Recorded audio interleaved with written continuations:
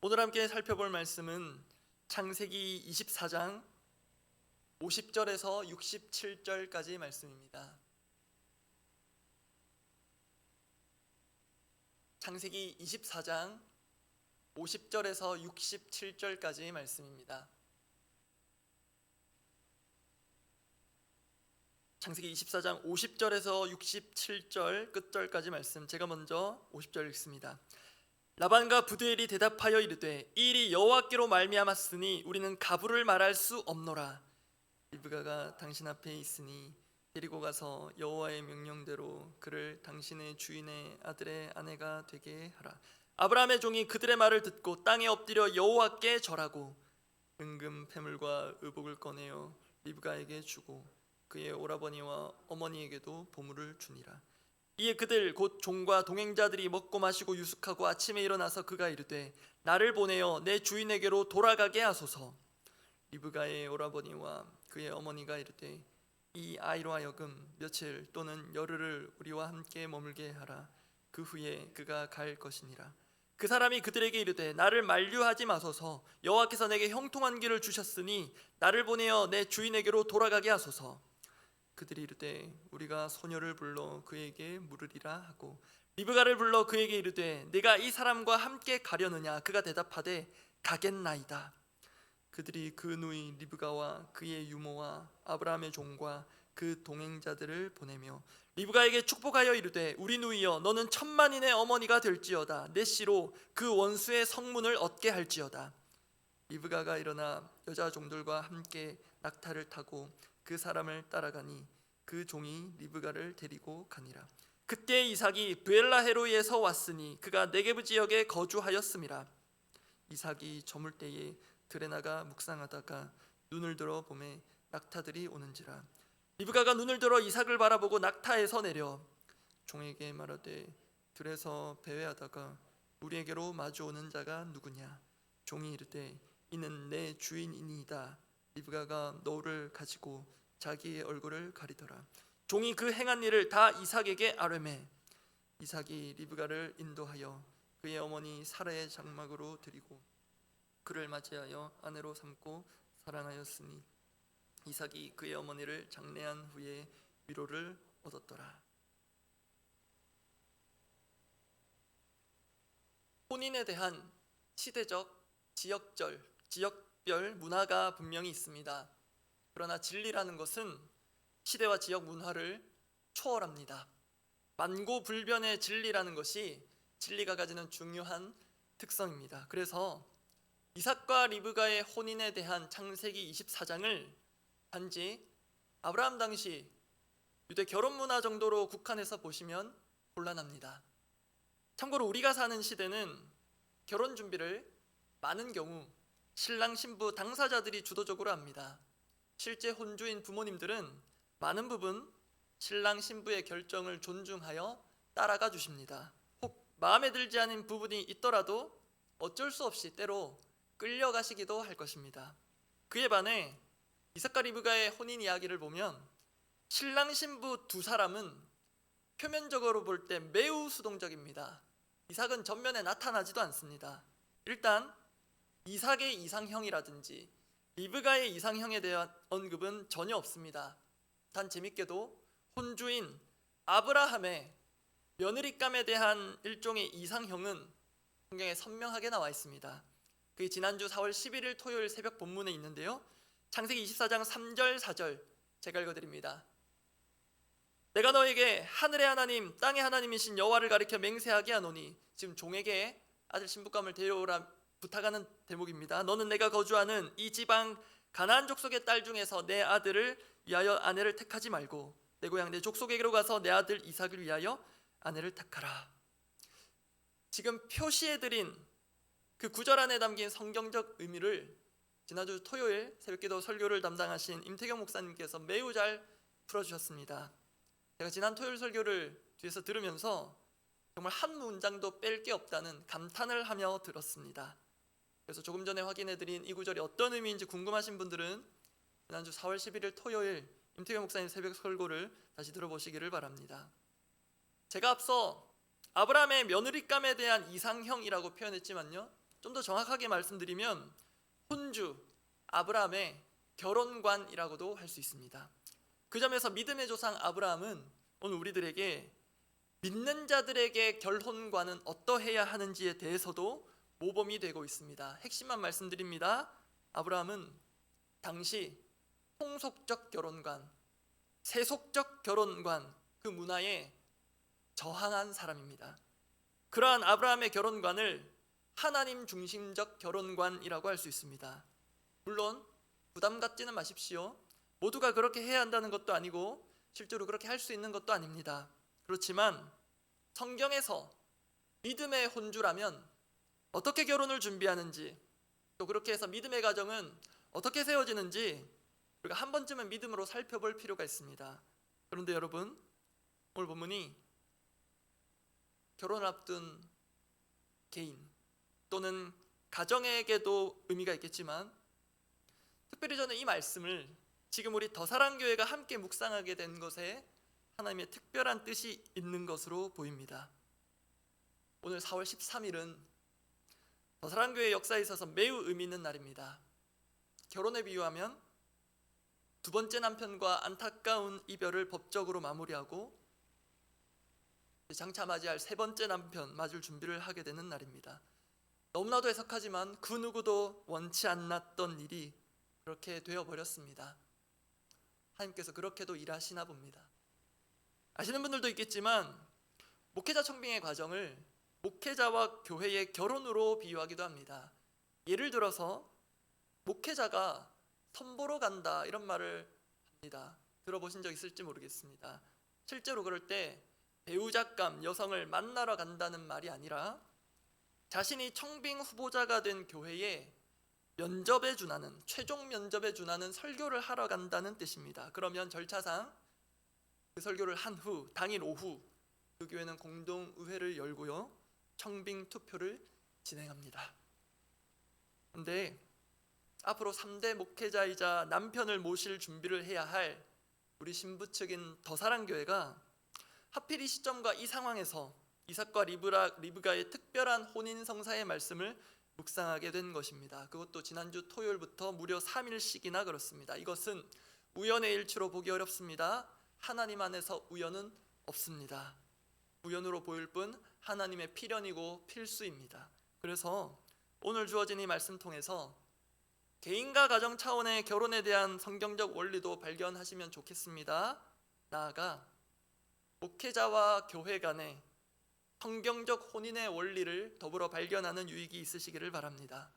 그렇게 우리 모두에게 아름다운 영적 혼사가 이루어질 수 있도록 기대하며 기도로 준비하는 그 시작이 오늘 되기를 바랍니다. 최고의 남편 따라가기라는 제목으로 함께 살펴볼 첫 번째이자 또 하나의 메시지는 어떤 사람인지가 아니라 어떤 하나님이신지를 보라는 것입니다. 제가 준비한 자막을 부탁드립니다. 최고의 남편 따라가기, 우리 모두가 해야 할 것인데요, 이를 위해서는 어떤 사람인지 들여다볼 것이 아니라 어떤 하나님이신지를 믿음으로 보아야 합니다. 다시 한 번 더 말씀드립니다. 오늘 본문을 통해서 우리가 붙잡아야 할 성경적 원리입니다. 우리가 모두 최고의 남편, 최고의 아내 만나고 우리 자녀들이 그렇게 부가 되기를 바라실 텐데요, 또 말씀드린 대로 우리 더사랑교회가 최고의 남편, 최고의 담임 목사님 만나기를 모두가 기대할 텐데요, 그러려면 오늘 본문을 통해서 받게 되는 성경적 원리입니다. 어떤 사람인지가 아니라 어떤 하나님이신지를 보라는 것입니다. 리브가는 오늘 본문에서 중대한 인생의 결정을 내립니다. 리브가 입장에서 보면 어느 날 불쑥 찾아온 아브라함의 종을 우물가에서 만납니다. 알고 보니 아브라함의 아들 이삭의 신부감을 찾으러 고향 땅을 찾아온 것입니다. 이후 리브가는 가족 모두와 함께 종으로부터 자초지종에 대한 상세한 설명을 듣습니다. 그런데 이 지점에서 리브가의 가족들과 아브라함의 종 사이에 이견이 생깁니다. 아브라함의 종은 얼른 이삭의 신부가 될 리브가를 모시고 주인 아브라함에게로 가려고 합니다. 그에 반해 리브가의 가족들은 적어도 열흘 정도는 더 있다가 가십시오 합니다. 양쪽 입장이 충분히 이해가 됩니다. 선의이기 때문입니다. 이때 최종 결정권이 당사자 리브가에게 주어집니다. 리브가의 가족들이 리브가에게 어떻게 할지를 묻습니다. 그게 오늘 보면 창세기 24장 57절 58절입니다. 제가 읽어드립니다. 그들이 이르되 우리가 소녀를 불러 그에게 물으리라 하고, 리브가가 소녀였나 봅니다. 리브가를 불러 그에게 이르되 내가 이 사람과 함께 가려느냐? 그가 대답하되 가겠나이다. 여기 계신 우리 여성 성도님들, 본인 입장에서 또는 딸을 가지신 성도님들 있다면 따님의 입장에서 이해가 되십니까? 소위 우리식으로 표현하면 전문 용어긴 한데요, 리브가는 지금 안 보고 고입니다.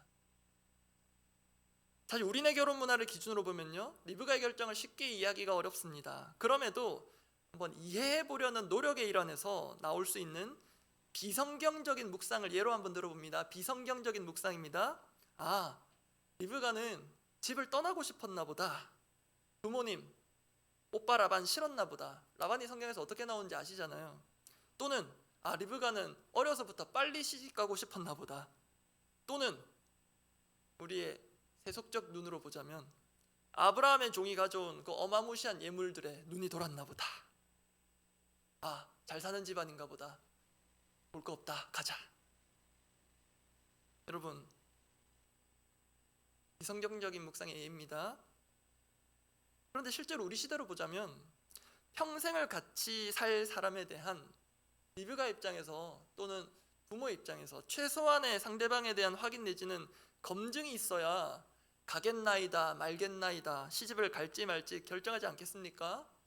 요즘은 그래서 결혼 전 동거가 유행처럼 되어버렸는데요, 방식은 결코 동의할 수 없지만 그렇게 해서라도 사람의 마음이라는 것이 상대방이 배우자로 적격인지 부적격인지 검증해 보겠다라는 거 아닙니까? 그래서 리브가는 그런 우리네 수준으로 보자면 아브라함의 종에게 가겠나이다 하기 전에 적어도 이런 질문은 해야 될 것으로 보입니다. 종이시여, 제 남편 된 이삭은 어떤 사람인가요? 그 당시 사진은 없겠지만 그의 생김새는 어떤가요? 그런데 평생 함께 살 남편 이삭에 대한 질문이 리브가에게 전혀 없습니다. 바로 가겠나이다. 이상하지 않습니까?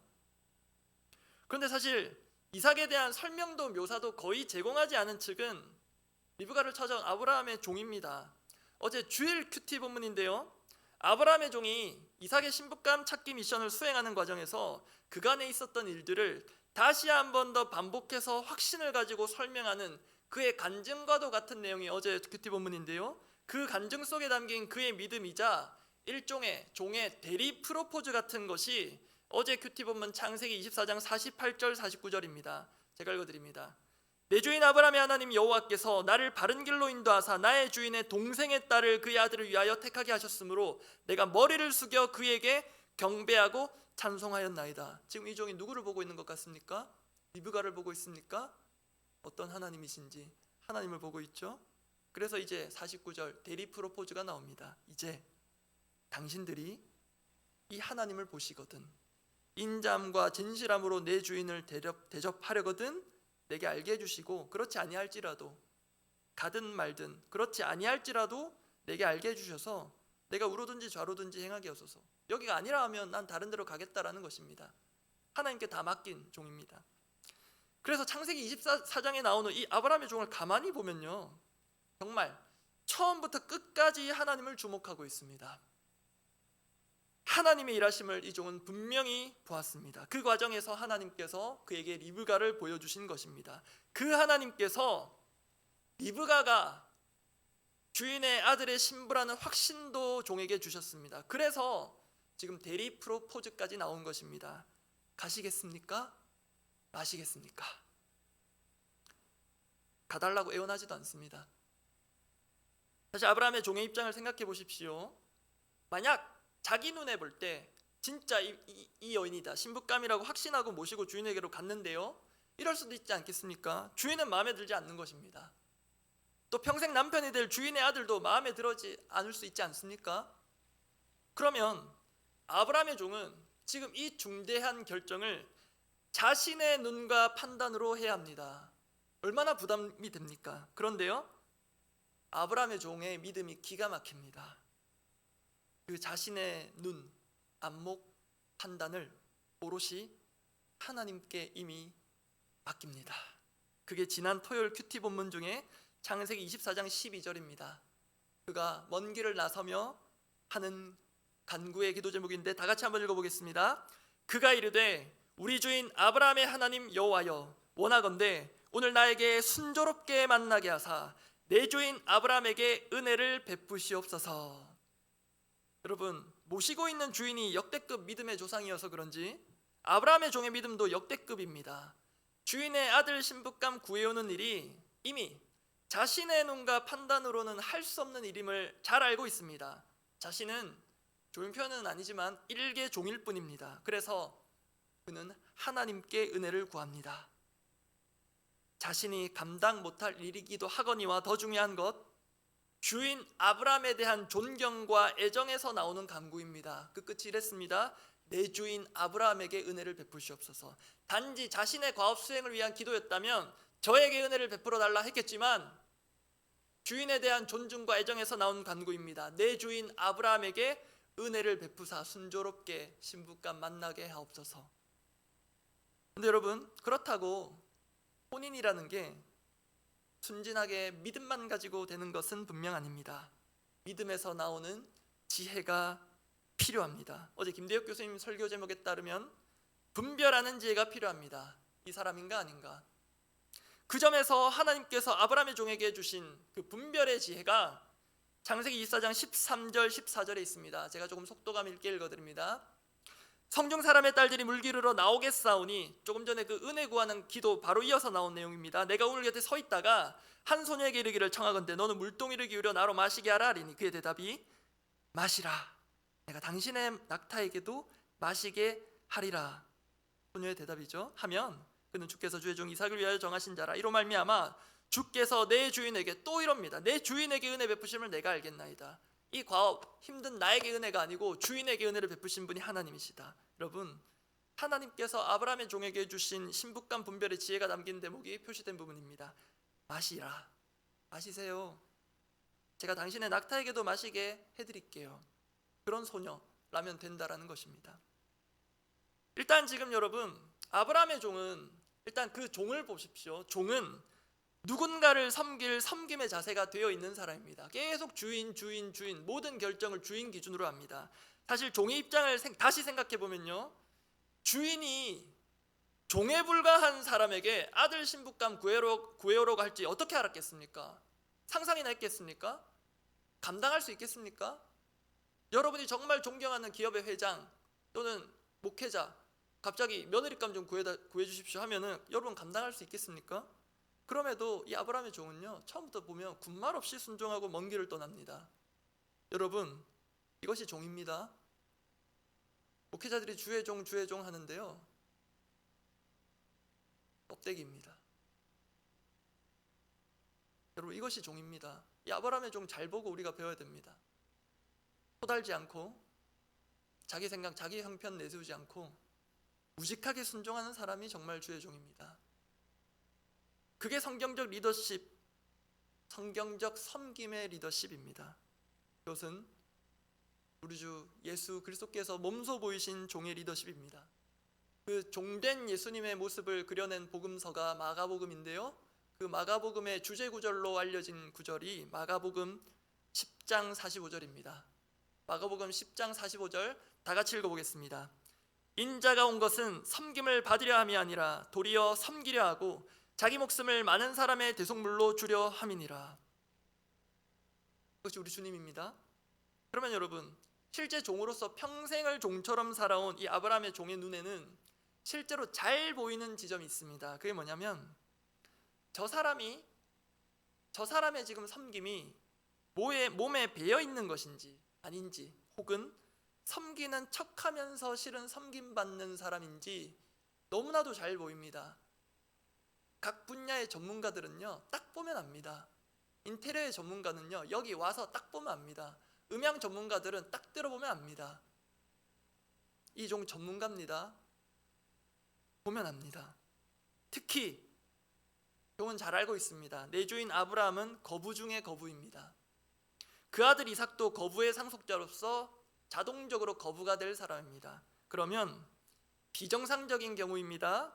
종의 눈에 비친 주인은 종들에게 거부감 들게 하는 갑부이자 갑질의 갑이 될 수 있습니다. 오늘 우리 현실에서 얼마나 많습니까? 그러나 실제로 창세기 24장을 보시면 아브라함의 종을 결코 그렇게 대한 바가 없습니다. 마치 아들을 대하듯 종을 정중하게 대합니다. 이를 보여주는 상징적인 행동이 있는데요, 허벅지 아래에 손을 넣는 것입니다. 그게 창세기 24장 2절 9절 나옵니다.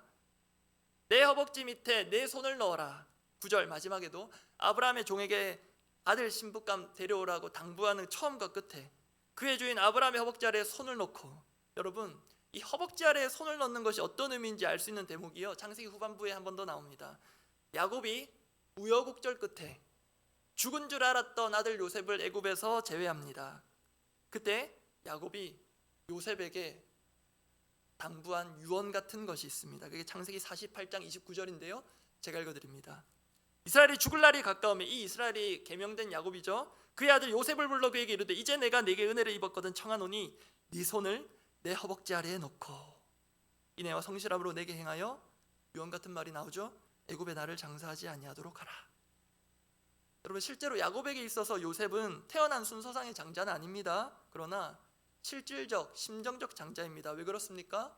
야곱이 사랑했던 아내, 7년을 술같이 여기게 만들었던 아내 라헬이 낳아준 첫 아들이 요셉이기 때문입니다. 그 요셉의 손을 야곱은 자신의 허벅지 아래에 놓고 맹세하게 합니다. 여러분 이러한 관계를 놓고 볼 때 조금 전에 보여드렸던 창세기 24장 2절 9절에서 아브라함의 종이 손을 자신의 허벅지 아래에 아브라함이 그렇게 넣으라 한 것은, 아브라함이요 참 대단한 분입니다. 믿음대로 사신 분입니다. 종을 종처럼 대하지 않고 아들처럼 대한 것입니다. 나아가 마치 이삭에 준하는 심정적 장자인 것처럼 그 종을 대우했다는 것입니다. 그것을 성경은 창세기 24장 2절과 9절에 두 번 강조합니다. 거기에 아브라함의 종은 제대로 감동받았을 것입니다. 여러분 그런 아브라함이기에 종의 입장에서 실제로 주인의 갑질은 있을 수 없고 있지도 않았고요, 이삭도 그런 사람 아닙니다. 자, 그렇다면 종에게는 이미 힌트가 나와 있습니다. 그러한 인격적인 주인 가정에 어울리는 겸손과 섬김의 신부감을 찾아야 하는 게 인간적인 도리이기도 합니다. 그래서 그런 존재를 구체적으로 하나님께 구한 것입니다. 그게 앞서 확인했던 마시세요, 제가 당신의 낙타에게도 마시게 하겠습니다. 여러분 집에서 반려견 애지중지 키우시죠? 여러분이 그 반려견의 종처럼 섬기고 계신 겁니다. 여러분 하찮은 동물에게 물을 마시게 하는 게 전형적인 종이 하는 일입니다. 규수집 잘난 딸이라면 내가 당신의 낙타들에게도 마시게 하리이다 말조차 할 수 없습니다. 냄새 난다 저리 가라 하는 사람입니다. 그런데 마시십시오. 내가 당신의 낙타들에게도, 여러 마리인데 김태경 목사님 말씀하셨습니다. 낙타가 한 번에 마시는 물의 리터량이 어마무시한데 내가 다 마시게 하겠습니다. 하찮은 동물에게도 수십 수백 리터의 물을 마시게 하는 전형적인 종이 하는 일, 리브가가 자처해서 하겠다 합니다. 얼마나 아름다운 여성입니까? 리브가는 이렇게 처음 보는 낯선객의 다소 수상해 보이는 또 무리한 요청에도 군말 없이 순종합니다. 객뿐만이 아니라 그의 동물들까지도 따뜻하게 챙길 줄 아는 사람, 사실 여러분 이걸로 합격입니다. 이런 리브가 같은 여인 우리 진아가 데려온다면 저는 기도는 하겠죠. 당연히 주님께 묻겠죠. 인간으로서는 저는 이미 합격입니다. 200점입니다. 참고로 저는 지금까지 동물들을 아끼고 사랑하는 사람치고 이상한 사람 보지 못했습니다. 반대로 동물 학대하는 사람치고 제대로 된 사람도 보지 못했습니다. 상식적으로 봐도 최고의 신부감입니다, 리브가. 그런데 성경적으로 정리하면 앞서 말씀드렸습니다. 리브가 역시 아브라함의 종 못지않은 제대로 된 종이자 성경적 섬김의 리더십을 가진 인물입니다. 예수님을 생각나게 하는 사람입니다. 아브라함의 종은 그것을 누구보다도 정확히 볼 수 있는 사람이었고 하나님께서 그것을 정확하게 보여주셨습니다. 이 여인이다. 그래서 종을 아들처럼 대우해주는 주인 아브라함의 며느리감으로 그의 아들 이삭의 아내로서 이미 합격입니다. 거부의 아내가 될지라도 거들먹거리지 않고 수없이 마주치고 지나갈 객들에게, 동물들에게도 필요한 물과 먹을 것들을 겸손히 공급해 줄 수 있는 아내, 그야말로 최고의 아내입니다. 하나님께서 아브라함과 이삭을 위해, 아브라함의 종을 위해 준비해 주신 아내입니다. 이 대목에서 제가 받은 묵상을 나눕니다. 여러분, 그런 아내가 세상에 있겠습니까? 혹시 여기 계신 여성 성도님들 자신이라고 생각하시겠습니까? 또는 여기 계신 남성 성도님들, 내 아내가 이런 최고의 아내다 하시겠습니까? 왜 아멘 소리가 안 들리죠? 주님께서 이런 최고의 아내가 세상에 있다 하십니다. 그 아내가 바로 그래서 특별히 사랑하시는 더사랑교회입니다. 저는 그런 확신이 듭니다. 갈수록 더사랑교회만큼 좋은 교회가 세상에 없다. 역시 아멘이 안 나오시네요. 더사랑교회만큼 좋은 신부감이 없다. 아멘 기대하지 않겠습니다. 제가 처음에 목회자와 교회 간의 그 결혼 관계 청빙 비유해 드렸죠. 제가 볼 때 현실의 리브가가, 저는 100% 확신합니다. 더사랑교회입니다.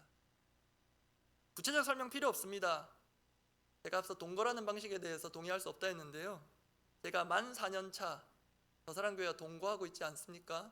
동거하는 종입니다. 남편 아닙니다. 종으로서 제가 다 보았습니다. 더사랑교회만한 교회가 없습니다. 자부심을 가지십시오. 그런데 여러분, 죄송하지만 신부는 최고인데요, 역시 남편이 문제입니다.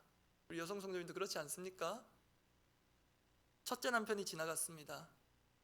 둘째 남편도 지나가고 있습니다. 마치 요한복음 4장에 나오는 사마리아 여인 느낌이 돼버립니다. 주님께서 네 남편을 데려오라 하시는데 첫째도 둘째도 제 남편이 아닙니다. 아니었던 것 같습니다. 이제 셋째 남편도 기다리는데요, 주님, 셋째 남편도 아니면 어떡하죠? 지금 이런 심정입니다. 그렇지 않습니까? 여러분, 다시 오늘 본문을 봅시다. 리브가는요, 이삭을 한 번도 본 적이 없습니다. 사람들 흔히 하는 얘기로 참 이런 말이 있더라고요. 웃지 못할 얘기인데, 남녀가 서로의 사계절은 경험해야 된다 합니다. 저는 제 아내 6개월 교제하고 결혼했는데, 여성에게 있어서 사계절이라 함은 여성분들 아실 텐데요, 희노애락을 뜻한다고 들었습니다. 맞나요? 그런데 남성은 정말 짐승이 맞는 것 같습니다. 제가 어떤 남성에게 들은 말입니다. 남성에게 있어서 사계절을 겪어봐야 된다는 말은 여성의 봄, 여름, 가을, 겨울 패션 변화를 봐야 한다고 그러더라고요. 참 수준이 낮죠. 상식적인 수준으로만 봐도 우리 시대라면요, 최소 상대방 사진도 좀 보고 연락도 해보고 최소한 몇 번 만나보고 스펙도 확인해보고 뭐 여행도 가보고 상대방에 대한 검증이 필수입니다. 그런데 오늘 보면 당신은요, 일단 그런 문물도 없고요, 또 방식상 정말 안 보고 고해야 합니다. 이 점은 남편 될 이삭도 마찬가지입니다. 누가 신부감으로 올지 모릅니다. 그냥 종이 데려오면 아내입니다. 싫어도 고입니다. 그런데 여러분, 여기에 성경적 혼인에 매우 중요한 원리가 담겨 있습니다. 처음에 말씀드린 것입니다. 하나님은 우리가 어떤 사람인지 들여다보기보다 그를 준비하신 어떤 하나님이신지를 보라고 하십니다. 창세기 24장을 두고 읽어보십시오.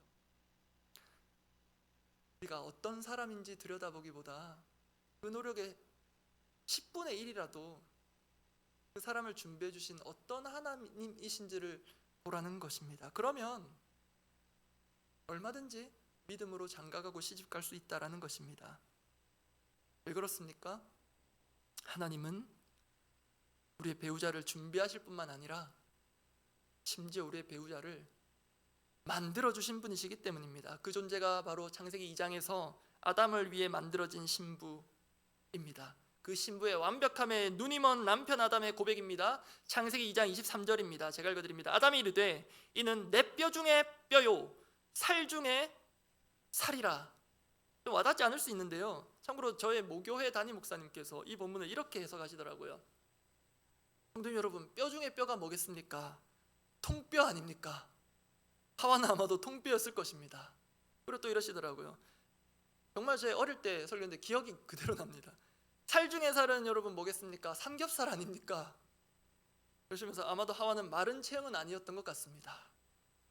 그렇게 다이어트에 혈안이 된 여성 성도님들을 위로해 주셨습니다. 여러분 위로가 되십니까? 나라마다 문화마다 미인관이 다 다르잖아요. 그런데 처음에 이 아담과 이 하와의 결혼도요, 오늘 본문의 이삭과 리브가 못지않게 마찬가지로 소위 안 보고 구한 것입니다. 아담은요 자다 일어났는데 없던 아내가 만들어져 있습니다. 혹 마음에 안 들었으면 최고의 성형의 하나님께 이렇게 요청할 수 있습니다. 하나님, 다 좋은데요, 코는 조금만 더 세워주시면 안 될까요? 얼마든지 하실 수 있는 분이잖아요. 아담 역시요 하나님만 보고 갑니다. 타락 전이어서 그렇게 가능했던 것 같습니다. 그걸 담고 있는 구절이 조금 전에 읽은 구절인데요, 조금 다르게 봅니다. 창세기 2장 23절입니다. 아담이 이르되 이는 내 뼈 중에 뼈 살 중에 살이라. 사실 여기서 중요한 표현은 이는입니다. 어떤 경우 이 표현을요, 내 뼈 중에 뼈 살 중에 살이라, 이 표현을 아담이 아내 하와에게 한 프로포즈격의 고백으로 보는데 그건 잘못된 해석입니다. 이 아담의 표현은 영어로 치면 this is입니다. 여러분 학교에서 영어 배울 때 가족 소개하잖아요. This is my father 하면 그 사람에게 하는 게 아니고 이 사람을 누군가에게 소개하는 거 아닙니까? 그래서 이는 this is, 이 존재는 내 뼈 중에 뼈 살 중에 살이라, you are so beautiful이 아니라 this is so beautiful입니다. 무슨 말이냐면 지금 아담은 하나님께 고백하고 있는 것입니다. 하나님께서 내게 돕는 배필로 만들어주신 이 여성이라는 존재가 하나님, 당신이 제게 주신 최고의 걸작품입니다. 그렇게 하나님께서 받으실 그 감사와 극찬의 고백을 아담은 하와가 아니라 하나님께 하고 있습니다. 그런데 그러한 자신에 대한 극찬이자 격찬을 옆에서 들은 아내의 마음 어떻겠습니까? 그렇게 타락 전의 남편 아담은요 하나님도 높이고 동시에 아내도 높일 줄 아는 최고의 남편이었습니다. 그렇게 아담도 사람이 아닌 하나님 보고 결혼에 고했습니다. 그런데요, 그렇게 아름다워 보이기만 했던 그녀, 하나님께서 직접 만들어주시기까지 한 그녀였지만 그렇다고 완전 무결한 존재는 아닙니다.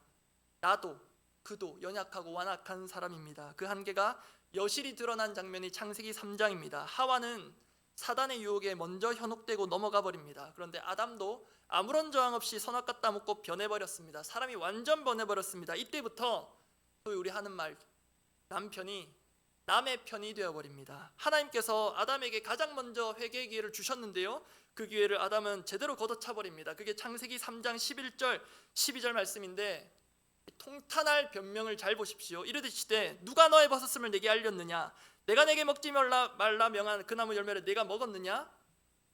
여러분 잘 보십시오. 변명하는 자는 말이 깁니다. 이 하와를 어떻게 길게 수식하고 있는지 잘 보십시오. 아담이 이르되 하나님이 주셔서 나와 함께 있게 하신 여자. 실은 하나님께서 지금 회개의 기회를 아담에게 먼저 주신 건데요, 아담은 남 탓의 기회로 삼아버립니다. 뭐라고요? 하나님이 주셔서 나와 함께 있게 하신 여자. 기가 막힌 변명입니다. 아내 탓을 넘어 교묘하게 하나님 탓까지 합니다. 왜 이런 아내 주셨나요? 제가 달라고 했나요? 반대로 여성에게도 가능하겠죠. 왜 이런 수준 낮은 남편 주셨나요? 사실 이런 말들은 하나님께도 하면 안 되고요, 부부간에도 해서는 안 될 말이지만 우리가 주워 담을 수 없는 말들을 너무 많이 해버렸습니다. 근데 진짜 문제는 뭐냐면 선악과를 따먹기 이전에도 두 사람은 벌거벗어 있었습니다.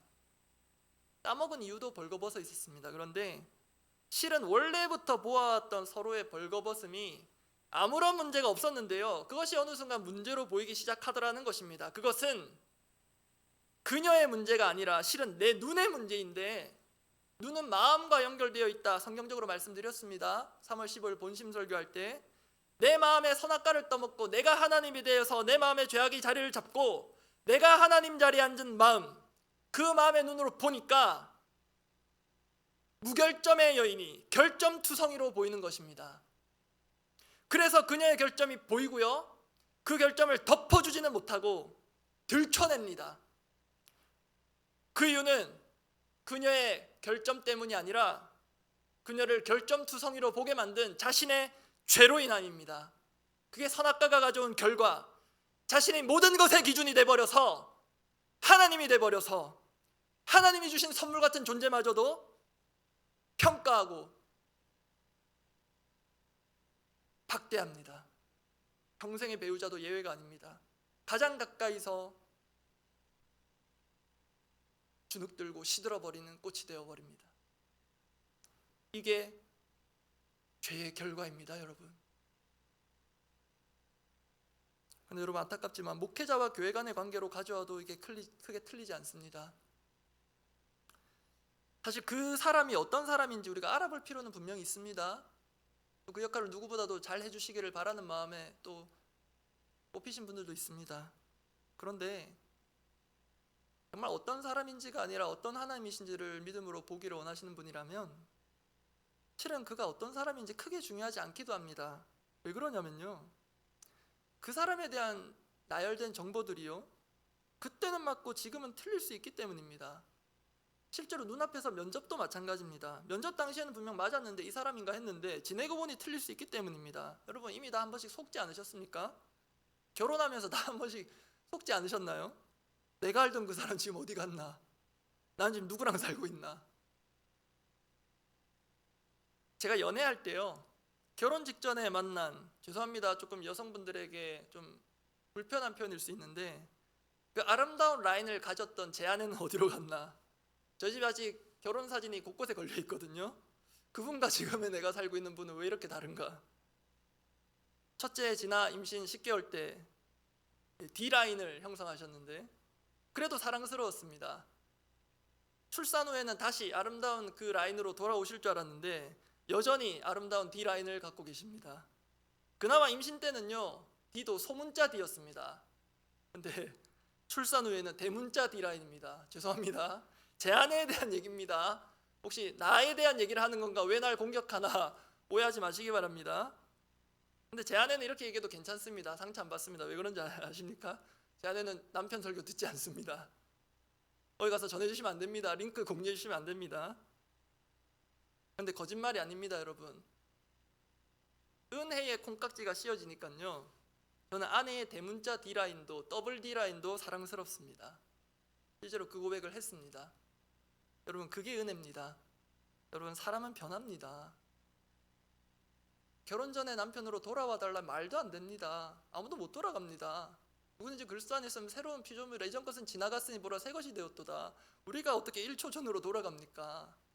말도 안 되는 기대는 그냥 내려놓으면 됩니다. 사람은 변할 수밖에 없습니다. 체형도 변하고요, 마음도 변합니다. 처음엔 안 그랬는데 그런 거 없습니다. 변할 수밖에 없습니다.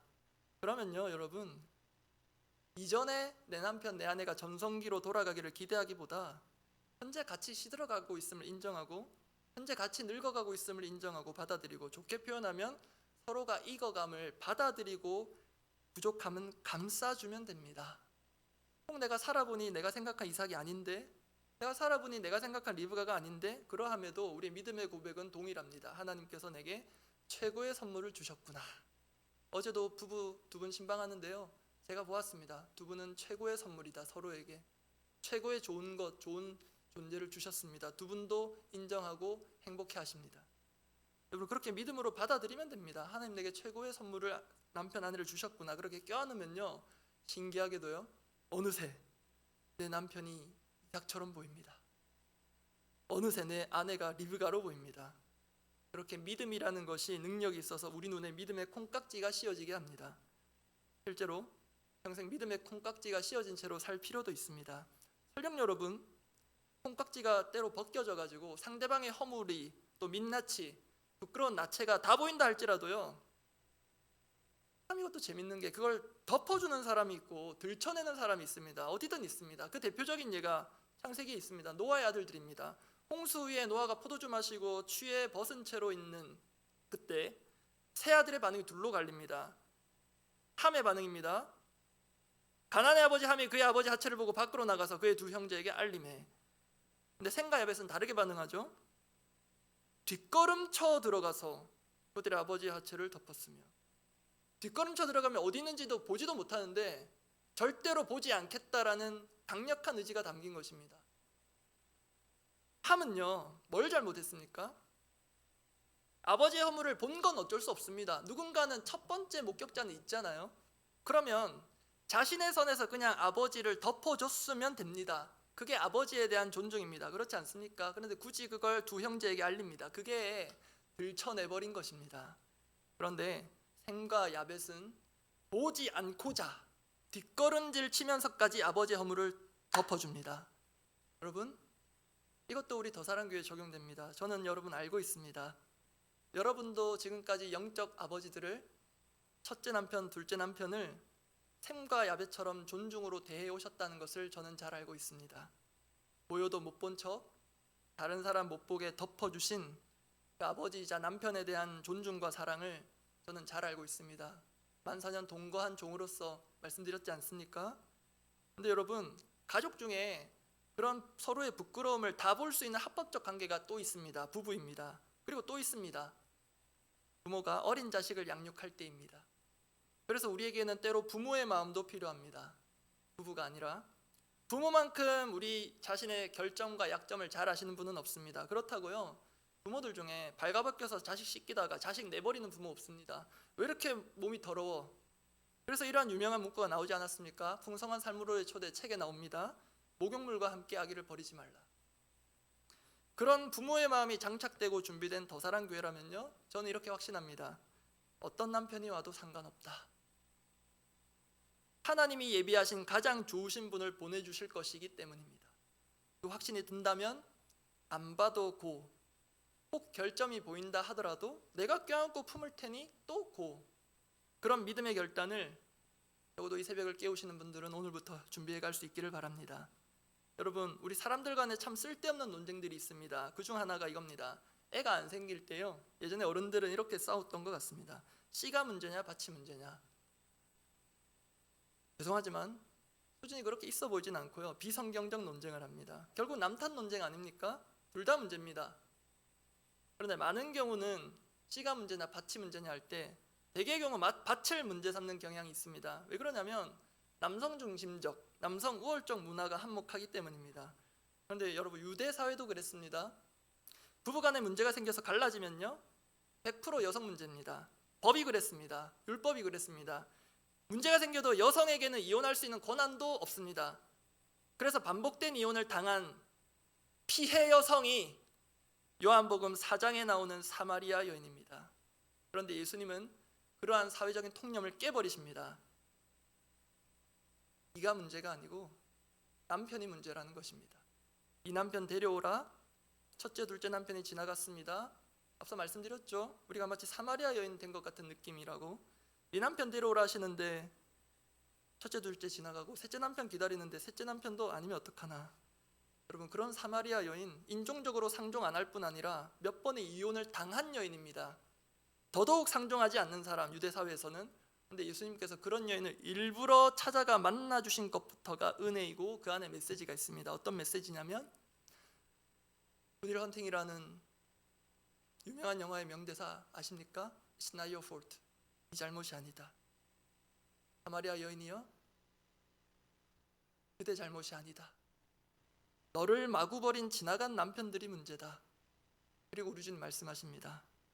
괜찮다 사마리아 여인아, 내가 너의 남편으로 왔다. 너는 물을 뜨러 다니지만 내가 너의 생수가 되어줄 것이다. 너 이제 물 뜰 필요 없다. 내가 너를 평생 섬겨줄 것이다. 그 남편이 우리 주 예수 그리스도십니다. 여러분, 그 주님이 우리 더사랑교회의 남편이십니다. 그러나 아직 제대로 본 적은 없습니다. 다만 믿음으로 볼 수 있도록 우리에게 말씀을 주셨습니다. 그거 믿고 가면 됩니다. 주님이 우리의 남편이시라면 이미 끝났습니다. 사람 남편은 아무나 와도 실은 상관없습니다. 그렇다고 여러분, 교회 주인이자 우리의 참 남편이신 주님께서, 우리 더사랑교회를 특별히 아끼고 사랑하시는 주님께서 아무나 보내실 리 없지 않겠습니까? 그 참 남편 주님만 바라보고 믿음으로 기도합시다. 하나님께 구하라. 그리하면 최고의 남편을 주시리라. 그 남편을 나중에 우리가 함께 보고 이렇게 함께 극찬을 올려드립시다. 이 목회자는 더사랑교회의 뼈 중에 뼈요 살 중에 살입니다. 내가 안 보고 함께 가겠나이다. 기도하겠습니다.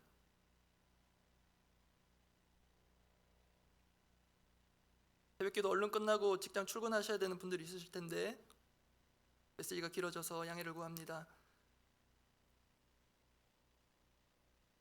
성경 마지막 책이 예수 그리스도와 성도들 간의 혼인의 비유로 끝이 납니다.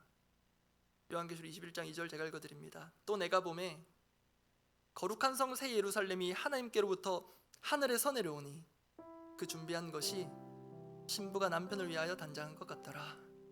보십시오. 이삭과 리브가의 혼인과 원리가 똑같습니다. 하나님께서 하늘로부터 내려온 천상의 신부를 준비하는데 새 예루살렘, 긍정적으로 교회를 뜻합니다. 우리 기도 제목 이렇습니다. 그래서 이건 믿는다면 하나님이 남편이든 아내든 친히 천상적 존재로 준비하고 이미 마련해 두셨다. 우리는 시간적으로 모를 뿐 하나님은 이미 마련해 두셨다라는 것을, 최고의 남편 신부를 마련해 주셨다는 것을 믿는다면 우리 기도는 이렇게 됩니다. 최고의 남편 되시는 예수님만 믿음으로 바라보며 따라 살기 원합니다. 최고의 담임 목사 되시는 교회의 주인 예수님만 믿음으로 바라보며 따라가기 원합니다. 다시 말씀드립니다. 여러분, 신부된 여러분은 잘못 없습니다.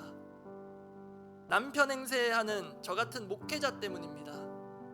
참 남편 되시는, 참 주인 되시는 예수님께서 우리를 찾아오실 것입니다. 이미 우리와 함께 하십니다. 그분 믿고 따라가면 누가 와도 상관없습니다. 심지어 없어도 괜찮습니다. 그 믿음으로 함께 기도합시다. 하나님 아버지, 우리 잘못이 아니라고 우리의 상처난 마음을 만져주옵소서. 사마리아 여인에게 너의 부정 때문이 아니라고 찾아가 주신 우리 주님, 오늘도 우리를 찾아와 주시고 우리에게 최고의 남편이 다른 사람이 아니라 스펙 좋은, 인격적으로 보이는, 잘 섬길 것처럼 보이는 그 사람이 아니라 이미 우리 가운데 말씀과 삶으로 섬김의 본을 보이신 최고의 남편 그리스도 예수께 우리의 소망이 있음을 알고, 내 육신의 남편과 아내는 때로 실망스럽다 할지라도 최고의 남편 주님 따라 살게 하옵소서. 그 주님께서 내게 최고의 선물과 같은 남편과 아내, 교회, 목회자 주셨음을 믿고 감사하며 감싸주며 사는 믿음 주옵소서. 참 남편 되시는, 참 주인 되시는 예수님께서 이미 우리를 찾아오셨는데 믿음의 눈이 없어서 보지 못하는, 여전히 가짜 남편 추구하고 가짜 주인 따라서 영적 분별력 없이 살아가는 우리를 불쌍히 여겨주시고 빛대신 주님 앞으로 이끌어주사 그 분별의 지혜를 허락하사 이미 우리 더사랑교회의 최고의 남편이 와 계시며 최고의 목회자가 와 계심을 믿음으로 바라보며 오늘 하루도 행복하게 믿음의 허니문을 보내는 최고의 신부 더사랑교회답게 어깨 펴고 당당하게 눈물 지우고 웃으며 살게 하옵소서. 공동의 기도 제목 두고 기도하고 각자 기도하고 돌아가시겠습니다. 하나님께 구하라 구리하면 최고의 남편, 최고의 아내 주실 것입니다. 실제로 결혼 정년기에 있는 자녀들 두신 분들 있다면 그렇게 기도하시기 바랍니다. 그리고 우리가 먼저 그들에게 본을 보여야 되지 않겠습니까? 자녀들에게 최고의 남편이신 예수님 바라보는 믿음 주옵소서. 그 믿음으로 내게 주신 배우자를 다시 보게 하시고 이 귀하고도 존귀하고 아름답고 사랑스러운 더사랑교회를 다시 보는 믿음 주옵소서. 우리 영화부 블레싱데이 오픈하우스입니다. 영화부실이 인테리어가 끝났고요. 다음 주일입니다. 4월 19일 뜻깊습니다. 교회 설립 4주년에 맞추어 영화부실을 오픈합니다. 꼭 예배 전후로 들르셔서, 우리 기도 제목 이렇습니다. 영화부가 정말로 영혼이 새롭게 태어나는 산실이 되게 하옵소서. 또 하나, 육아 지친 부모들이 영혼의 회복실 되게 하옵소서. 그 기도의 마음으로 수시로 방문해 주시고 기도해 주시면 감사하겠습니다. 그리고 설교 초대 말씀드렸습니다. 오늘 더사랑교회에게 있어서 매우 역사적인 의미가 있는 날이 됩니다. 더사랑교회가 현재 소속된 교단이 대한예수교장로회 합동교단 성남노회, 오늘 진행될 절차가 있는데요, 순적하게 이루어지게 하시고 그에 이어질 절차들도 하나님께서 미리 준비하신 것을 보는 종의 눈과 마음을 우리에게 주옵소서. 함께 기도하고 각자 기도하고 돌아가시기 바랍니다. 기도하겠습니다. 하나님 아버지, 하나님께 구하면 보이지 않는 지혜뿐만이 아니라 신랑감 신부감 분별하는 지혜뿐만이 아니라 실제로 최고의 남편과 최고의 아내, 최고의 며느리감, 최고의 사위감을 주실 것을 믿음으로 고백하며 나아갑니다. 실제로 결혼 정력기를 앞두고 있거나 지났거나 준비가 필요한 가정이 있다면 주님, 정말로 하나님께서 준비하신 자인지를 보는 지혜의 눈을 주시고 믿음의 눈을 주시고, 혹 눈에 들지 않더라도 믿음으로 믿음의 콩깍지를 씌워서 하나님 주신 최고의 선물임을, 또 내가 그에게 최고의 선물이 되어져야 함을 믿음으로 깨닫고 함께 믿음 안에서 한 가정 이루어 세워가는 더사랑교회 성도님들 되게 하옵소서. 영아부 귀한 믿음의 처소, 예배의 처소 허락해 주심 감사합니다. 정말 블레싱데이라는 이름에 걸맞게 우리 성도님들이 수시로 찾아가 우리 영아부가 영혼의 산실이자 영혼의 회복실 되도록 축복하며 기도할 때 그 기도가 땅에 떨어지지 않고 정말로 우리 교회가 생명력 있게 거듭나는 생명의 처소가 되도록 우리 간사님과 부장 선생님, 모든 교사들, 모든 부모들, 영아들, 주님 복의 복으로 덮어 주옵소서.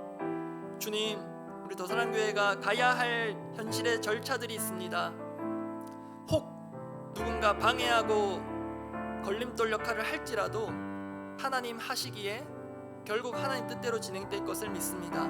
조금은 느리고 더디게 간다 할지라도 하나님께서 붙드신 그 방향을 믿음으로 따라가는 우직한 믿음의 성도들 되게 하사 모든 절차마다 살아계신 하나님께서 친히 중매쟁이가 되어주셔서 우리를 최고의 남편, 최고의 아내의 최고의 세 번째 재혼식을 준비하시는 주례자이시며 집례자이시며 모든 것을 주관하시는 주인 되심을, 그 혼주 되시는 하나님을 보는 믿음을 우리 모두에게 주옵소서.